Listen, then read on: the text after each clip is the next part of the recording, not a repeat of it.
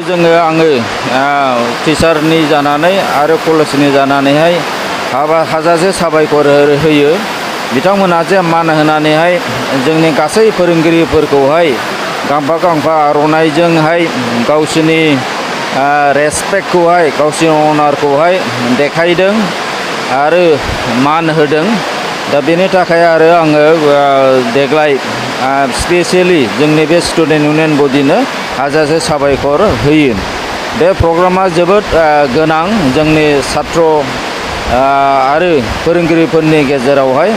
बेबादिखौ फालियोबा छात्र आरो फोरोंगिरिनि गेजेरावहाय मोनसे गोथार सोमोन्दोआ मोनसे गोग्गो सोमोन्दो मोनसे रिलेशनशिप टिचार एन्ड स्टुडेन्टनि गेजेरावहाय साबसिननिफ्राय हामसिन जालाङो।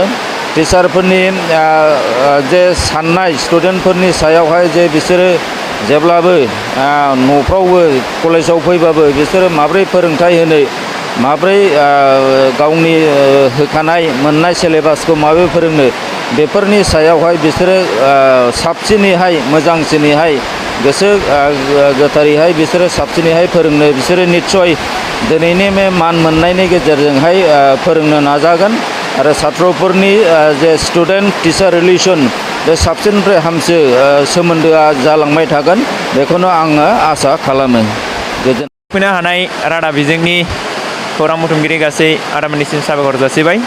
जनता कलेज सेरफांगुरि स्टुडेन्टस इउनियना दिनै 5 सेप्तेम्बर डक्टर सर्वपल्ली राधाकृष्णननि जोनोम सान। बे जोनोम सानखौ जोंनि दुलाराय भारतआवनो फोरोंगिरि सान हिसाबै फालिनाय जायो। थिग बेबायदिनो जों दिनै जनता कलेज स्टुडेन्टस इउनियना जोंनि फरायसालिमानि गासै फोरोंगिरि सारमोनखौ मान होनानै सारमोनखौ सिबिनाय जोंनि फारसेनिफ्राय मान होनाय अननाय आरो सिबिनायखौ जासिनानै जोङो दिनै बे सानखौ फालिनाय जादों। दा जोङो हाबाफारि बायदियै दिनै फोरोंगिरि सानजों लोब्बा लाखिनानै गिबियावनो जोंहा डक्टर सर्वपल्ली राधाकृष्णननि सावगारियाव आलारि बाथि फोजोंनाय आरो बिबार बावनाय, बिनि उनाव जोङो केक हानाय, लोगोसे बिनि उनाव जोङो फोरोंगिरि सारमोननो आर'नाइजों मान बावनाय आरो फरायसाफोरा गिफ्ट होनानै मान बावनाय।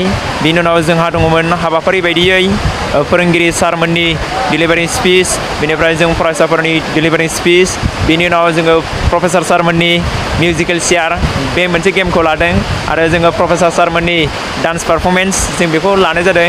बिनिफ्राय जोङो फरायसाफोरनि खननाय मोसानाय बे आयदाखौ लानानै जोङो दिनै थिलेबलेयैबाबो जोङो फोरोंगिरि सानखौ जोङो जोंनि कलेजनिनो मिटिं हलाव जोङो लानाय जादों। एसेनोसै।